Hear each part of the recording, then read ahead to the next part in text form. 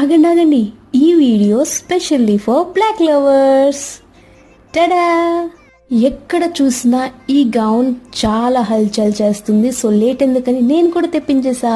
Fabric వచ్చేసి georgette వచ్చింది, that overall sequence వచ్చింది అండ్ ఫ్లేయర్ కూడా చాలా బాగా ఇచ్చారు అండ్ బ్యాక్ వచ్చేసి థ్రెడ్స్ అయితే ఇచ్చారు.